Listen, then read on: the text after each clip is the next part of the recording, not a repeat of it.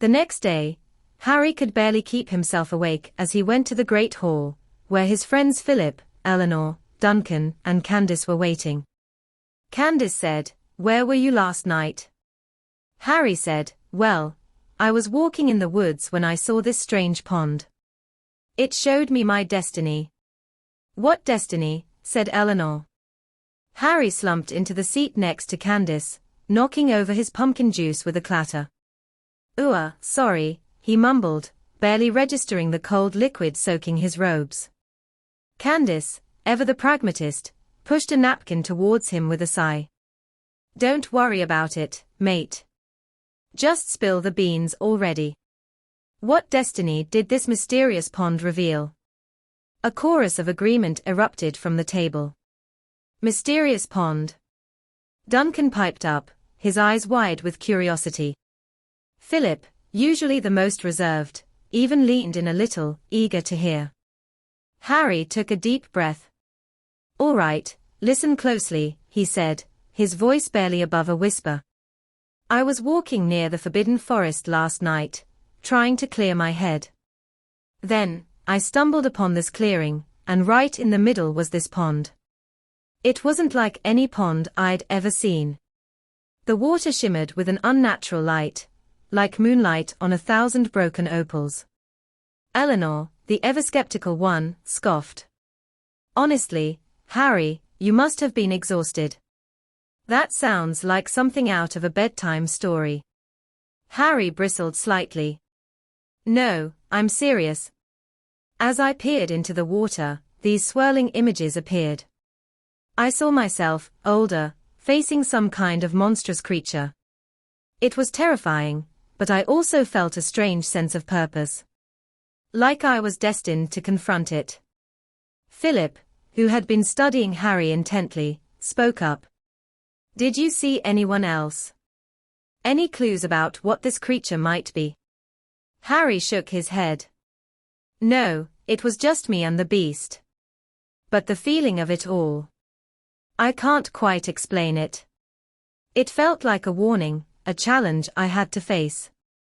Candace, ever the skeptic, raised an eyebrow. "So, what now? Are you planning on ditching potions to go on a quest to find this magical pond?" Harry chuckled, a nervous sound. "Maybe not ditch potions, but this can't be ignored, can it? I mean, who stumbles upon a magical pond that shows you your destiny? I have a feeling there's more to it than just a weird dream." A thoughtful silence fell over the table.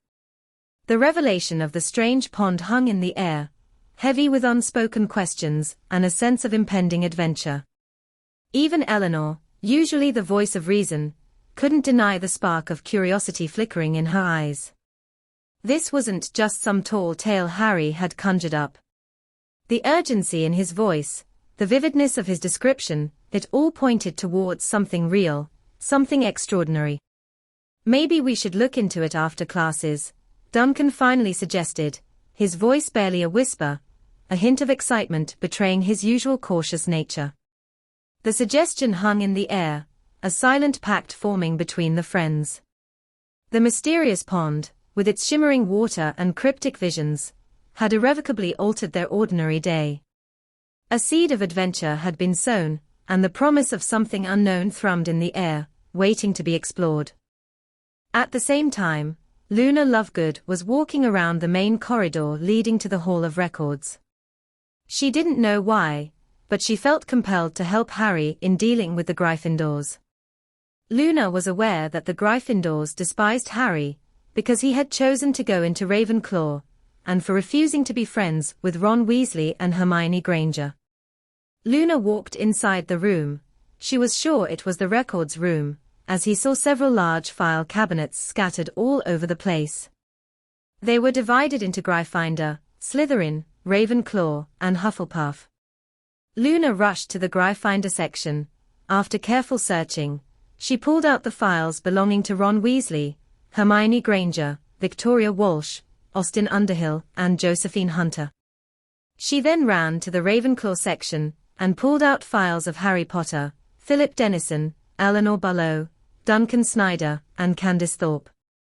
Luna then had a revelation about Neville, as he ran back to the Gryffindor section, and pulled out Neville's files as well. She found an empty bag lying in a corner of the room and stuffed the files into it, knowing he and his friends would have to read into those files later on if they wanted to know how to defeat their rivals. Luna found Chauncey Barlow's files in the Slytherin section, and added that to the bag, which now held 11 huge folders. She was about to leave when she overheard two men talking. One of them said, "He's on to us, Severus. We have to act quickly if we want to get finished with what we have started."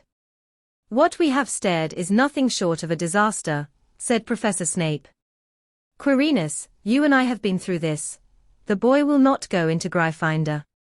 He will stay where he is, even if I have to crush the old bastard himself to prove it." Professor Quirrell said, "Now, Severus, let's be reasonable here. Why are you trying to protect the boy? He should mean nothing to you. After all, he is the son of James Potter. James was your worst enemy when we were students here, and he bullied you to no end. And you have forgotten that his mother's name was Lily Evans," said Professor Snape. "Oh, right, the girl who was your best friend until she dumped you and went for James," said Professor Quirrell. "Sorry to rain on your parade, Severus, but I think it's time that you got over her. She's dead now, no thanks to you and your refusal to forgive her for the way that she treated you.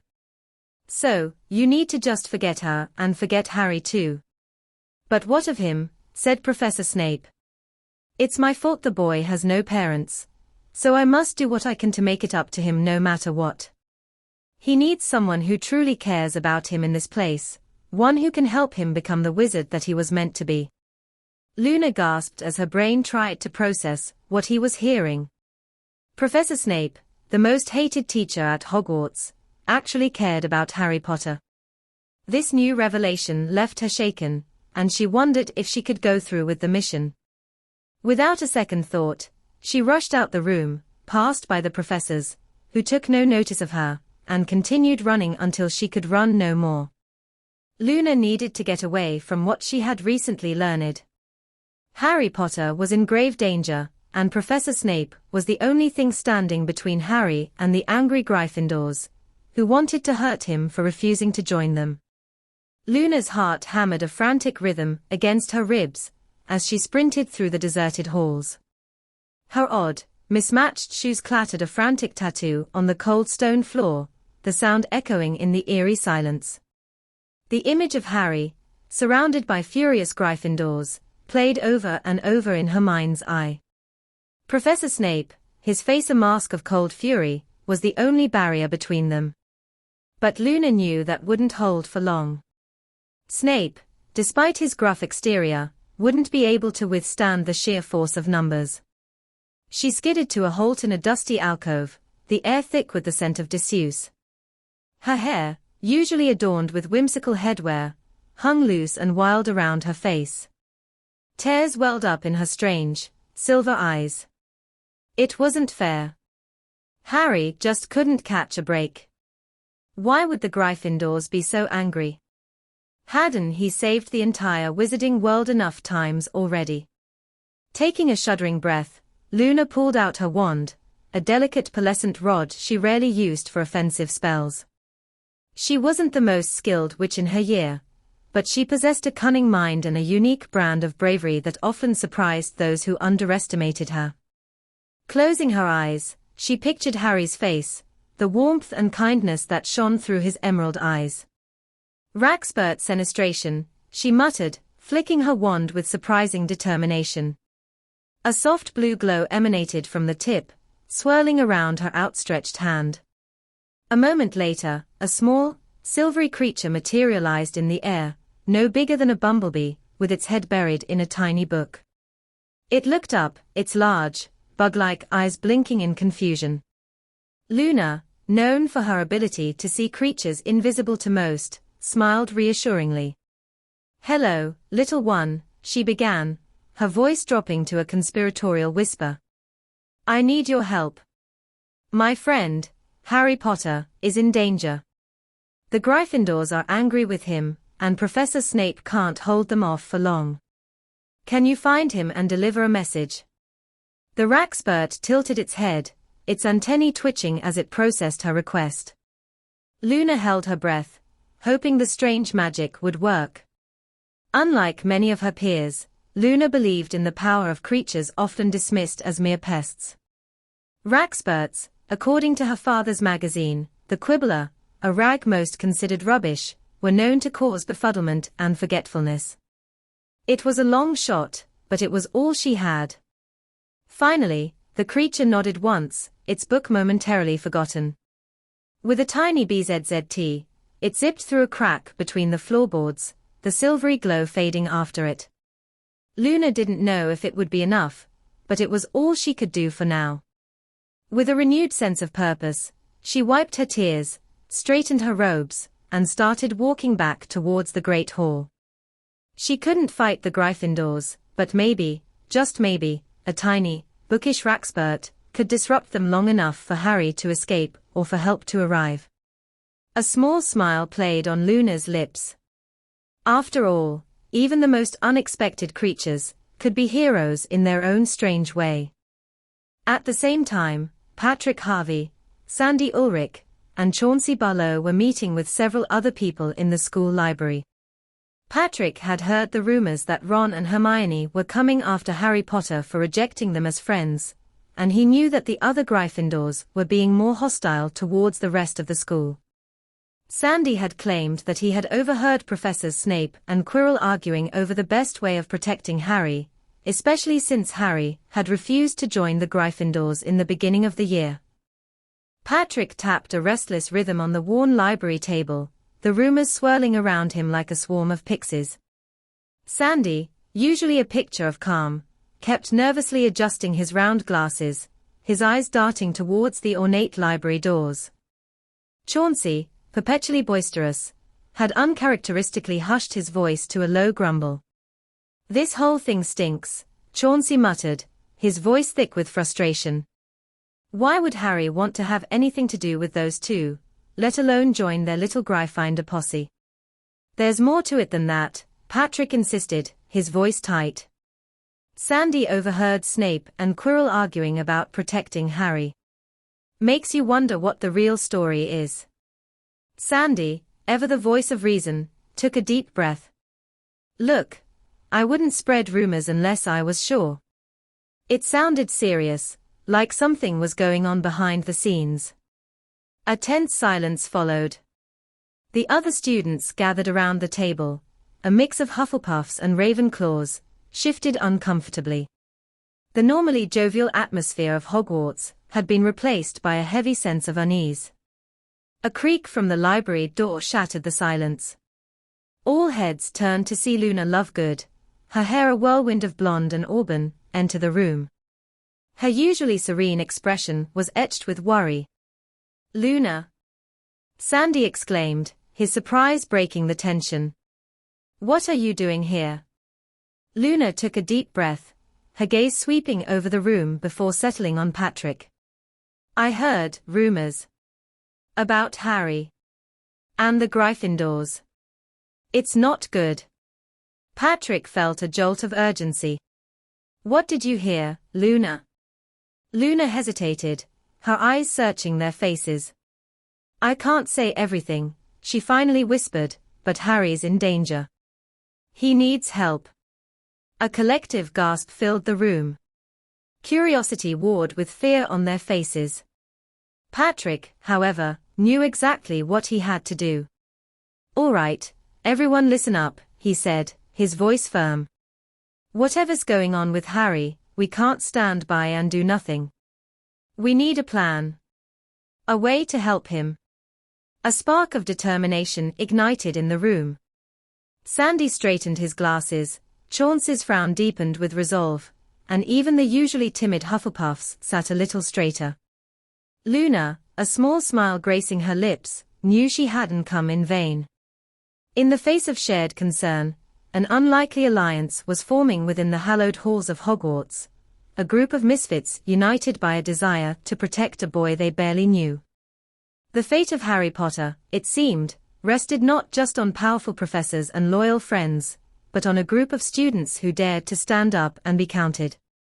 Agnes frowned as she and her friends Abigail, Julian, and Harvey were sitting in the back of the library, watching as Patrick spoke about how Harry Potter was in grave danger, and that the Gryffindors were coming for him, because he joined Ravenclaw and refused to be friends with Ron and Hermione. Agnes and her friends were in Gryffindor, and the thought of their own house attacking Harry was very concerning. Agnes felt a cold dread pool in her stomach as Patrick's impassioned speech echoed through the library. She stole glances at Abigail, Julian, and Harvey, their expressions mirroring her own shock.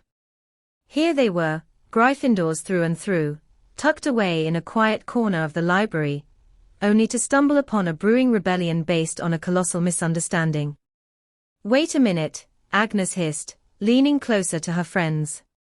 "They think we're going to attack Harry." The very notion was laughable. Sure, some Gryffindors might be disappointed he chose Ravenclaw over their house, but violence? Never. Julian, the quiet observer of the group, chimed in, his voice laced with concern. Did he mention why exactly they think would hurt him? Abigail, brow furrowed deep in thought, mumbled something about refusing their friendship. A flicker of worry flickered across Agnes's mind. Had there been tension between Harry and Ron and Hermione? She hadn't noticed anything, but then again, she wasn't best friends with any of them. A tense silence descended upon the table, broken only by Patrick's passionate plea for a plan to help Harry. Agnes knew they couldn't simply sit back and watch this misunderstanding spiral. This could escalate quickly, pitting houses against each other over a rumor. "Excuse me," Agnes said, her voice surprisingly steady despite the churning in her gut. All eyes in the room swiveled towards her, a mixture of curiosity and suspicion flickering across their faces. Taking a deep breath, she continued. "We're Gryffindors," she declared, her voice ringing with quiet authority. "While we might be disappointed Harry chose Ravenclaw, attacking him for his house choice. That's preposterous. Gryffindors believe in fair play, not violence." A ripple of surprise passed through the room. Agnes saw a flicker of doubt cross Patrick's face, while Luna, perched on a nearby bookshelf, gave her an encouraging nod. "Maybe," Agnes said, choosing her words carefully, "there's been a misunderstanding. Can someone explain what exactly happened between Harry and Ron and Hermione?" The revelation hung heavy in the air. Agnes, along with the rest of the students, awaited a response. Perhaps, by unraveling the truth behind the supposed friendship rejection, they could prevent a conflict brewing between houses and instead, forge an unlikely alliance to protect a boy caught in the middle. This wasn't just about house loyalty anymore. It was about setting the record straight and ensuring the safety of a fellow student. In the face of a fabricated threat, Agnes, along with her fellow Gryffindors, might just find themselves forging an unexpected bond with unlikely allies from Ravenclaw and beyond. Meanwhile, Harry, who was oblivious to the fact that he was in danger, found himself sitting in the Ravenclaw common room. It was night, yet no one in Ravenclaw was able to sleep. Not since Eleanor had told him that brother Chauncey had told her that a group of students were meeting in the library earlier that day. An unnerving quiet hung heavy in the Ravenclaw common room. The usual hum of conversation, the rustle of turning pages, and the soft glow of enchanted lamps were replaced by an unsettling stillness. Harry, perched on a plush armchair by the window, fidgeted with his worn copy of Fantastic Beasts and Where to Find Them. Everyone, it seemed, was staring out the large, arched windows, their faces etched with worry. "What's going on?" Harry finally blurted out, unable to contain his curiosity any longer. He caught Cho Chang's eye, the normally bubbly Ravenclaw prefect, who bit her lip before replying. "There's the rumor," she said hesitantly. "It's about you."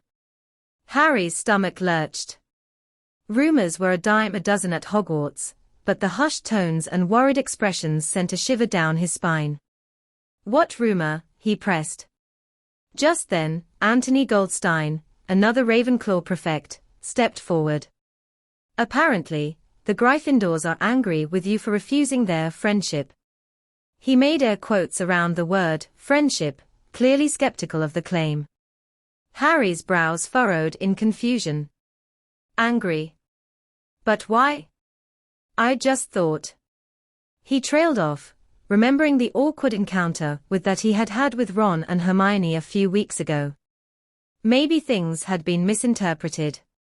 There seems to be some misunderstanding, Luna Lovegood piped up from her usual corner, her voice soft but clear. But the Gryffindors believe you rejected them and chose Ravenclaw instead. A ripple of disbelief passed through the room. Harry scoffed. That's ridiculous. I wouldn't choose a house based on friendships. Ravenclaw just felt right. His declaration was met with a wave of murmurs of agreement. But the tension remained, a stark contrast to the Ravenclaw common room's usual intellectual buzz.